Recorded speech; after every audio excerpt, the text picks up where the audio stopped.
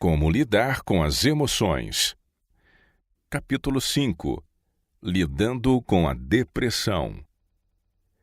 Doenças como resultado da depressão. A mente satisfeita, o espírito alegre, é saúde para o corpo e força para o coração. Nada é tão eficaz para causar doença como a depressão, a melancolia e a tristeza. Muitas das doenças sofridas pelos homens são resultado de depressão mental. Remover a depressão apressa a recuperação. Por ser o amor de Deus tão grande e inalterável, o doente deve ser estimulado a confiar nele e ficar esperançoso. Estar ansioso quanto a si mesmo tende a causar fraqueza e doença. Se eles se erguerem acima da depressão e da tristeza, será melhor sua perspectiva de restabelecimento, pois os olhos do Senhor estão sobre os que esperam na sua misericórdia. Salmo 33, 18. Consequência de uma dignidade férrea. Alguns mantêm uma fria, indiferente reserva, uma dignidade férrea que repele os que são trazidos para o círculo de sua influência.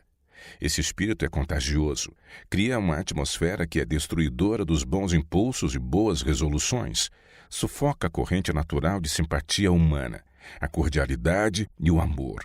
E sob sua influência as pessoas se tornam constrangidas e seus atributos sociais e generosos são destruídos por falta de exercício. Não só é afetada a saúde espiritual, mas a saúde física sofre por essa depressão antinatural. A tristeza e frieza dessa atmosfera antissocial são refletidas no semblante. O rosto dos que são bondosos e compassivos brilhará com o resplendor da verdadeira bondade, ao passo que os que não acalentam pensamentos bondosos e motivos altruístas expressam no rosto os sentimentos abrigados no coração. Em aposentos pouco ventilados. Os efeitos produzidos pelo permanecer em aposentos fechados e mal ventilados são os seguintes: o organismo torna-se fraco e doentio, a circulação diminui, o sangue corre lentamente através do organismo, porque não é purificado e vitalizado pelo puro, revigorante ar do céu. A mente torna-se deprimida e sombria, enquanto todo o organismo fica debilitado e febres e outras doenças agudas podem aparecer. Insuficiente oxigênio. Deve-se conceder aos pulmões a maior liberdade possível. Sua capacidade se desenvolve pela liberdade de ação, diminui se eles são constrangidos e comprimidos. Daí os maus efeitos do hábito tão comum, especialmente em trabalhos sedentários, de ficar todo dobrado sobre a tarefa que está sendo realizada. Nessa postura, é impossível respirar profundamente. A respiração superficial torna-se em breve um hábito, e os pulmões perdem a capacidade de expansão. Assim é recebida uma deficiente provisão de oxigênio, o sangue move-se lentamente. Os resíduos, matéria venenosa que deveria ser expelida nas exalações dos pulmões, são retidos e o sangue se torna impuro. Não somente os pulmões, mas o estômago, o fígado e o cérebro são afetados. A pele torna-se pálida, é retardada a digestão, o coração fica deprimido, o cérebro nublado, confusos os pensamentos, baixam sombras sobre o espírito, todo o organismo se torna deprimido e inativo, e especialmente suscetível à doença. Boa respiração acalma os nervos. Para possuir bom sangue, é preciso respirar bem.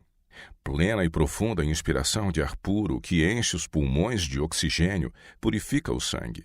Isso comunica ao sangue uma cor viva, enviando-o qual corrente vitalizadora a todas as partes do corpo. Uma boa respiração acalma os nervos, estimula o apetite e melhora a digestão, o que conduz a um sono profundo e restaurador. Edema e doença do coração. A doença tem me afligido pesadamente. Faz anos me atacam o edema e doença do coração, com a tendência de deprimir o humor e abater minha fé e ânimo. Energia emprestada. Pela intemperança iniciada em casa, primeiramente se enfraquecem os órgãos digestivos, e logo o alimento comum não satisfaz o apetite. Estabelecem-se condições insalubres e há um desejo veemente de mais alimento estimulante. O chá e o café produzem um efeito imediato. Sob a influência desses venenos, é irritado o sistema nervoso e, em muitos casos, num momento, o intelecto parece revigorado e a imaginação mais vivida. Visto esses estimulantes produzirem resultados tão agradáveis, muitos concluem que realmente deles necessitam, mas sempre há uma reação. O sistema nervoso tomou energia emprestada dos recursos futuros para uso presente, e toda essa revigoração temporária é seguida de correspondente depressão. O alívio repentino obtido através do chá e do café é evidência de que o que parece energia não passa de excitação nervosa e, consequentemente, tem de ser prejudicial ao organismo. Frieza no casamento. Quando você se casou, sua esposa o amava. Ela era extremamente sensível. Todavia, com esforço de sua parte e fortaleza da parte dela, a saúde dela não precisava ter sido o que é. Mas sua austera frieza fez de você um iceberg, enregelando o conduto de amor e afeição. Suas censuras e críticas têm sido qual desoladora saraivada a uma planta delicada. Tem gelado e quase destruído a vida da planta. Seu amor ao mundo está corroendo os bons traços de seu caráter. Sua esposa é de disposição diferente e mais generosa. Mas quando ela, mesmo em questões de pouca importância, tem dado expressão aos seus instintos generosos, você tem se sentido inferior em seus sentimentos e a tem censurado. Você condescende com um espírito estreito e murmurador. Faz a esposa sentir que é um peso, um fardo, e que não tem direito de praticar sua generosidade às expensas do marido. Todas essas coisas são de natureza tão desanimadora que ela se sente sem esperança e indefesa, e não tem a robustez necessária para suportar a carga, e se abate à força da rajada. A enfermidade dela é de origem nervosa. Se fosse agradável sua vida conjugal, ela possuiria bom grau de saúde. Mas através de toda a sua vida conjugal, o demônio tem sido o hóspede de sua família, para alegrar-se com a sua miséria. Resultado de excesso sexual. Muitíssimas famílias estão vivendo no mais infeliz estado por permitir o marido e pai que as paixões sensuais de sua natureza predominem sobre o intelectual e a moral. O resultado é a sensação frequente de cansaço e depressão, mas a causa raramente é atribuída à consequência de seu impróprio modo de proceder.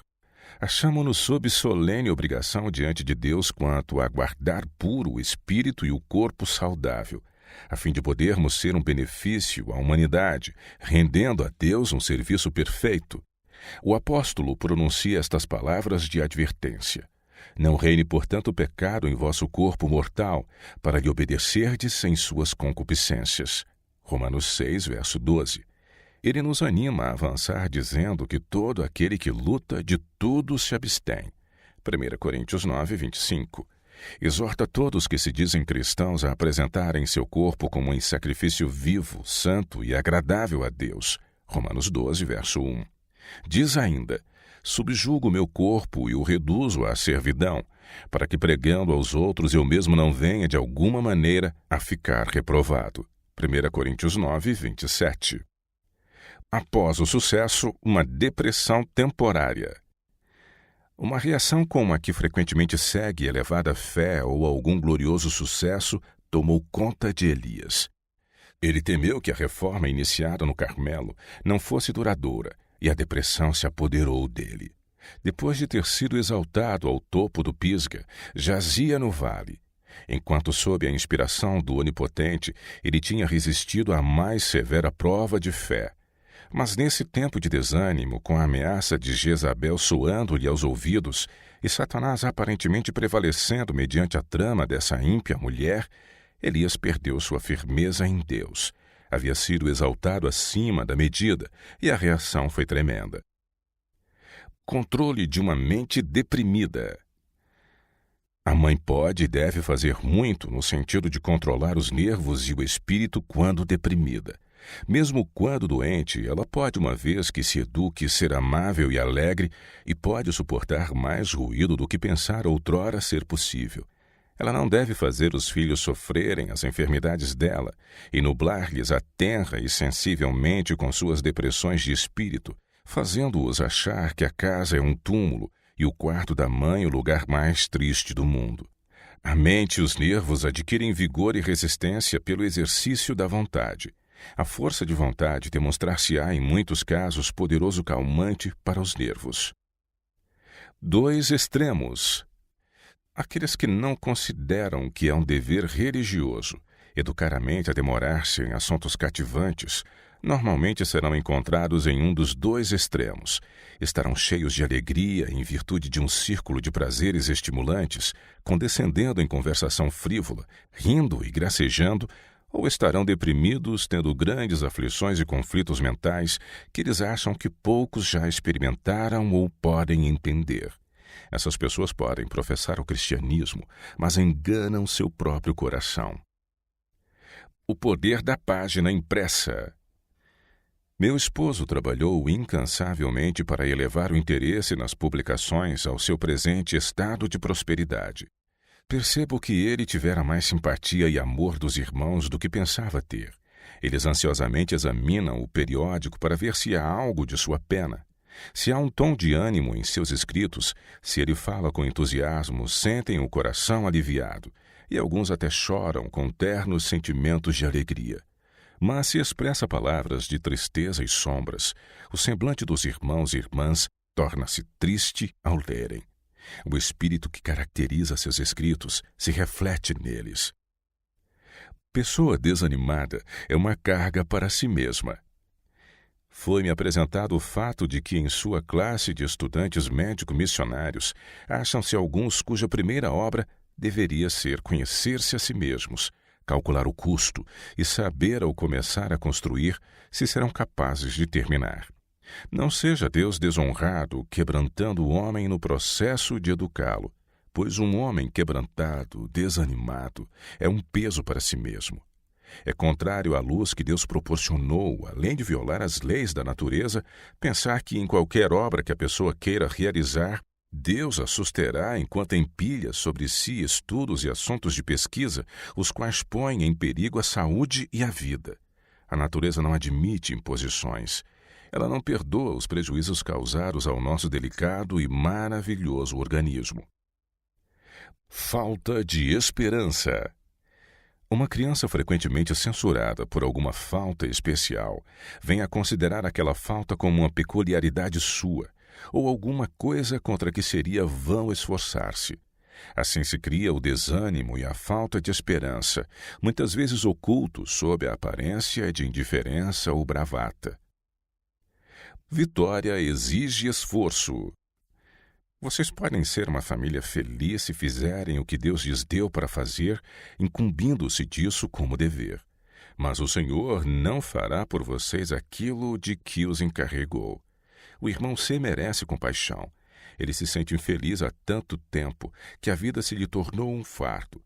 Não precisava ser assim. Sua imaginação é doentia. E ele tem conservado os olhos no quadro sombrio durante tanto tempo que, quando se depara com adversidade ou decepção, imagina que tudo vai desmoronar, que virá a sofrer necessidade, que tudo é contra ele, que tem uma vida mais difícil do que qualquer outro, e assim se lhe toma miserável a vida. Quanto mais pensa assim, tanto mais miserável ele torna a própria vida e a de todos os que o cercam. Ele não tem razão para sentir-se assim.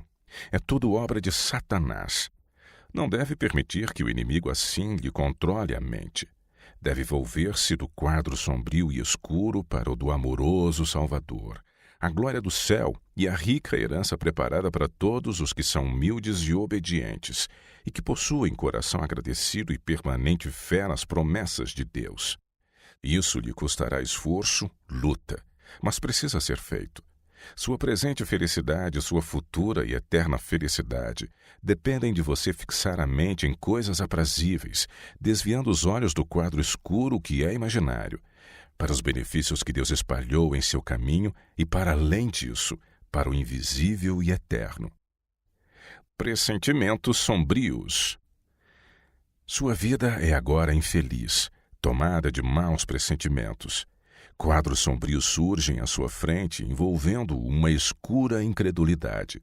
Falando do lado da incredulidade, você se torna cada vez mais sombrio. Tem satisfação em demorar sobre temas desagradáveis. Se outros tentam falar esperançosamente, você esmaga neles todo o sentimento esperançoso, falando tanto mais resoluta e severamente. Suas provas e aflições conservam sempre perante sua esposa o angustiante pensamento de que a considera uma carga, por causa da enfermidade dela. Se ama as trevas e o desespero, fala deles, demora o pensamento neles e angustia o coração, conjurando na imaginação tudo o que você possa para levá-lo a murmurar contra a família e contra Deus, e tornar o próprio coração qual campo pelo qual passou o fogo, destruindo toda a vegetação, deixando o solo seco, enegrecido e calcinado. Vencendo a instabilidade.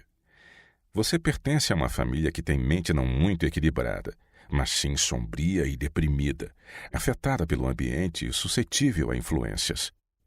A menos que cultive disposição mental alegre, feliz e agradecida, Satanás afinal levará cativo de acordo com a vontade dele. Você pode ser um auxílio e uma força para a igreja onde reside, se obedecer às instruções do Senhor e não se deixar dirigir pelo sentimento, mas for controlado pelo princípio.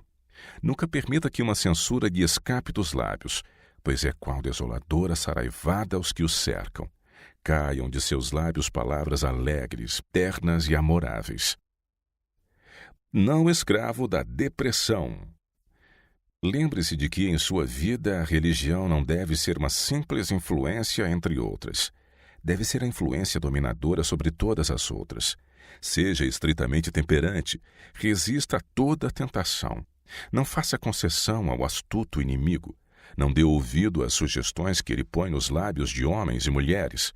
Você tem uma vitória a alcançar. Tem nobreza de caráter para conseguir, mas isso não se consegue enquanto estiver deprimido e desanimado pelo fracasso. Quebre os laços com que Satanás o tem prendido. Não há necessidade de ser escravo dele. Vós sereis meus amigos, disse Cristo, se fizerdes o que eu vos mando. João capítulo 15, verso 14. Remédio sugerido a um pastor. Você deve trabalhar com cautela e observar períodos de descanso. Assim procedendo, reterá seu vigor físico e mental e tornará seu trabalho muito mais produtivo. Irmão F., você é um homem nervoso e age muito por impulso. A depressão mental influencia muito em seu trabalho. Certas ocasiões você deseja liberdade e pensa que é porque outros estejam em trevas ou em erro, ou que existe algo que não sabe bem o que é e faz uma campanha em algum lugar e contra alguém. Isso pode lhe causar grande mal. Se quando nesse estado de desassossego e nervosismo você aquietasse e repousasse calmamente esperando em Deus e indagasse se o mal não está em você mesmo, deixaria de ferir o próprio coração e a preciosa causa de Deus. Demorando-se no desagradável. Vendo a iniquidade ao nosso redor, nos alegramos pelo fato de Cristo ser o nosso Salvador, e nós, os seus filhos. Deveríamos então contemplar a iniquidade, demorando-nos no lado escuro. Se não podemos acabar com ela, pelo menos falemos de algo que seja mais elevado, melhor e mais nobre. Ora, podemos ir a um porão e ficar ali olhando para os cantos escuros, falando das trevas, dizendo: "Oh, que está tão escuro!" e continuar com esse tipo de pensamento. Mas tornará isso um ambiente mais claro? É certo que não. Então, que faremos? Vamos para fora, nos afastamos do escuro e subimos ao cenáculo, onde a luz do semblante de Deus resplandece brilhante. O nosso corpo é composto do alimento que assimila. Ora, dá-se o mesmo com a nossa mente. Se fizermos a mente demorar-se nas coisas desagradáveis da vida, não teremos esperança alguma. Precisamos demorar-nos nas cenas prazenteiras do céu. Diz Paulo: nossa leve e momentânea tribulação produz para nós um peso eterno de glória. Cristo se compadece. Minha querida e idosa irmã, estou muito triste porque você está doente e sofrendo. Mas apegue-se àquele a quem você tem amado e servido nestes muitos anos. Ele deu ao mundo sua própria vida e ama todos os que nele confiam. Ele se compadece dos que sofrem sob a depressão. Ele percebe cada momento de angústia que seus amados sentem. Simplesmente descanse em seus braços e saiba que Ele é o seu Salvador, o melhor dos seus amigos e que Ele jamais a deixará ou a abandonará. Ele tem sido o motivo da sua confiança há muitos anos e você deve se apegar a essa esperança. Você irá ressuscitar com outros fiéis que creram nele para louvá-lo com voz de triunfo. Tudo o que se espera de você é que descanse em seu amor. Não fique triste. Jesus a ama e agora que está fraca e em sofrimento, Ele a sustém em seus braços tal qual um amoroso pai segura uma criancinha. Confie naquele em quem você tem crido. Por acaso Ele não amou e cuidou de você através de toda a sua vida? Simplesmente descanse agora nas preciosas promessas que lhe foram oferecidas. Não ceder à depressão. Na calada da noite, estava eu conversando com você. Dizia-lhe, estou feliz por saber que esteja em tão boa localização e perto do sanatório. Não ceda à depressão, mas deixe que a confortadora influência do Espírito Santo seja bem-vinda em seu coração para lhe dar conforto e paz. Minha irmã, se quiser obter preciosas vitórias, encare a luz que procede do sol da justiça. Fale em esperança e fé e ações de graças a Deus. Seja animada, esperançosa em Cristo. Aprenda a louvá-lo. Esse é o grande remédio para as doenças da mente e do corpo. Atmosfera de depressão. Se os pastores pelos quais Deus está atuando vierem à assembleia com os nervos abatidos, com a depressão aumentando, eu afirmo que eles têm ao redor de si uma atmosfera semelhante a um grosso lençol de névoa a envolver um céu claro. Precisamos nutrir fé, que os lábios pronunciem, minha alma engrandece ao Senhor, e o meu espírito se alegra em Deus, meu Salvador. Lucas capítulo 1, versos 46 e 47. Temos de revelar o senso de um Salvador presente, uma firme confiança de que Jesus está ao leme e que Ele quer ver o nobre barco seguro no porto. Temos de saber que é impossível salvar-nos a nós mesmos ou a quem quer que seja. Não temos poder para prover salvação aos que perecem. Jesus, nosso Redentor, é o Salvador. Somos apenas seus instrumentos, dependentes em todos os momentos de Deus.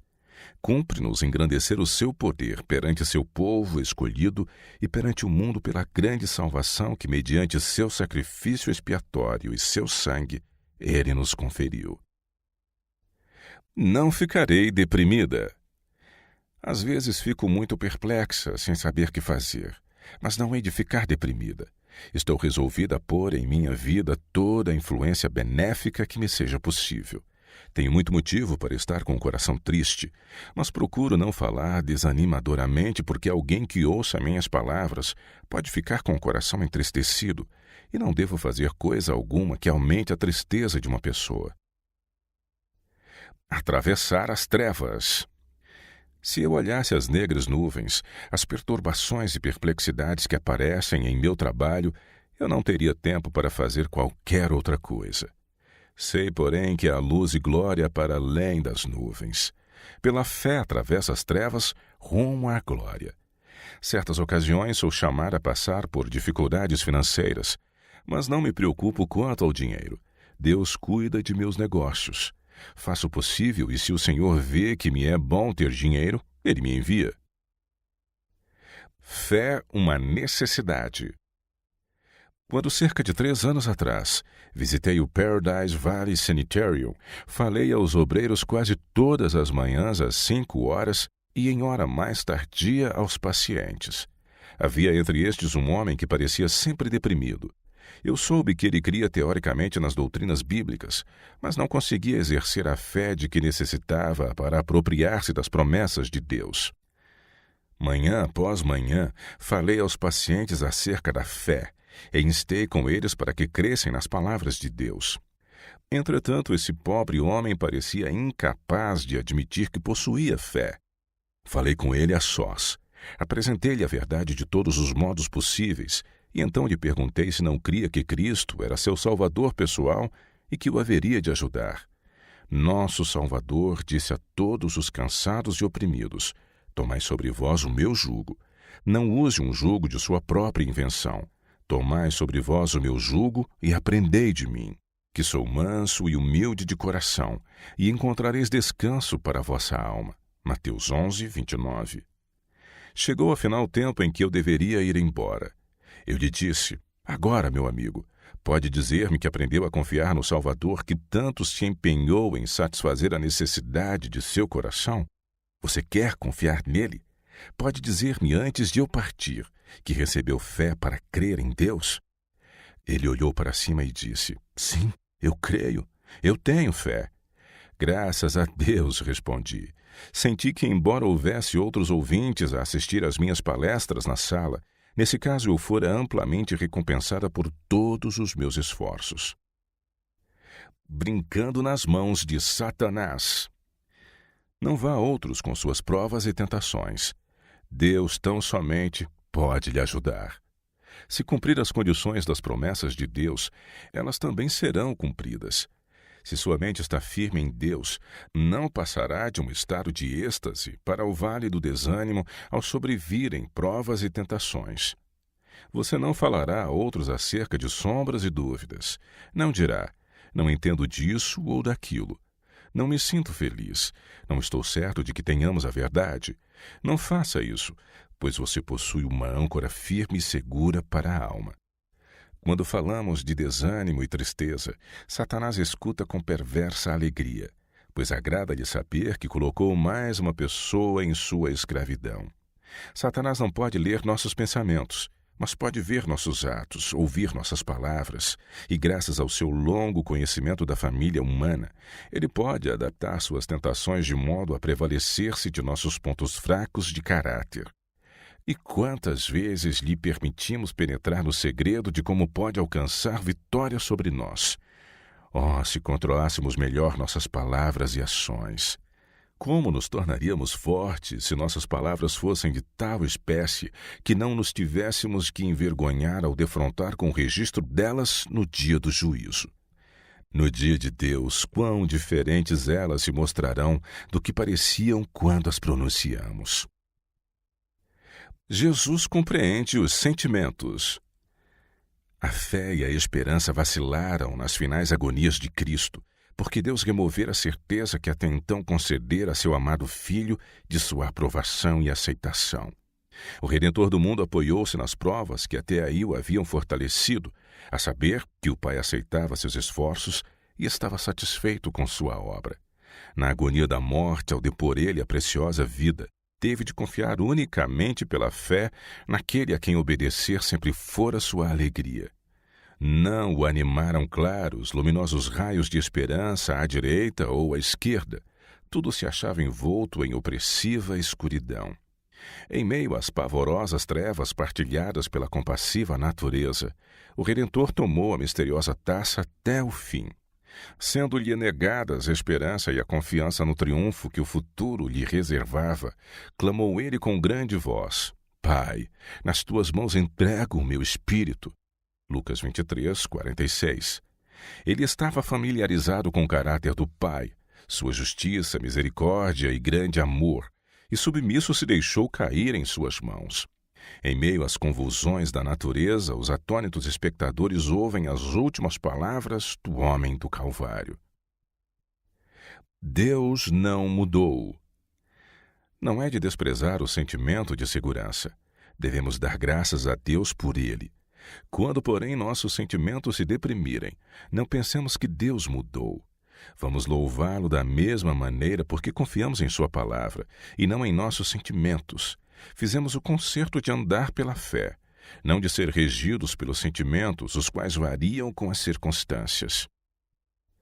Nenhuma disposição de falar em dúvidas. Por meio dos méritos de Cristo, de sua justiça, que pela fé nos é imputada, cumpre-nos atingir a perfeição do caráter cristão. Nossa obra diária e de cada momento é exposta nas palavras do apóstolo: olhando para Jesus, autor e consumador da fé. Hebreus 12, verso 2. Enquanto assim fazemos, nossa mente se torna mais clara e nossa fé mais forte, e nossa esperança é confirmada. Ficamos tão absorvidos com a visão de sua pureza e amabilidade e pelo sacrifício que ele fez para nos pôr em harmonia com Deus, que não temos disposição para falar de dúvidas e desânimo. O verdadeiro cristão e a depressão. O verdadeiro cristão não permite que consideração alguma terrena se interponha entre sua vida e Deus. Os mandamentos de Deus exercem uma saudável influência sobre suas afeições e atos. Se cada um dos que buscam o reino de Deus e sua justiça estivesse sempre pronto para fazer as obras de Cristo, quanto mais fácil seria o caminho para o céu. As bênçãos de Deus fluiriam e os louvores ao Senhor estariam continuamente em nossos lábios. Serviríamos então ao Senhor por princípio. Nossos sentimentos poderiam nem sempre ser de natureza alegre.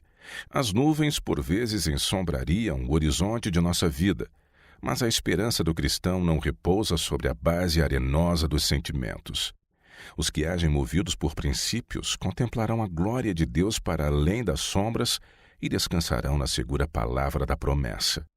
Não se deixarão deter de honrar a Deus por mais escura que a estrada possa parecer. A adversidade e as tribulações tão somente lhes oferecerão oportunidade para mostrar a sinceridade de sua fé e amor. Quando a depressão nos envolve, isso não é evidência de que Deus tenha mudado. Ele é o mesmo ontem e hoje e eternamente. Hebreus 13, verso 8. Estamos seguros do favor de Deus quando somos sensíveis aos raios do sol da justiça. Mas se nuvens pairarem sobre nós, não nos devemos sentir abandonados. Nossa fé tende a atravessar as sombras, os olhos devem ser simples e todo o corpo estará pleno de luz. As riquezas das graças de Cristo têm de ser conservadas na mente. Entesouremos as lições que seu amor oferece. Seja nossa fé semelhante à de Jó, para que possamos declarar: ainda que ele me mate, nele esperarei. Jó 13, verso 15. Apeguemos às promessas de nosso Pai Celestial e lembremo-nos de seu antigo trato conosco e com seus servos, pois todas as coisas contribuem juntamente para o bem daqueles que amam a Deus. Romanos 8, 28.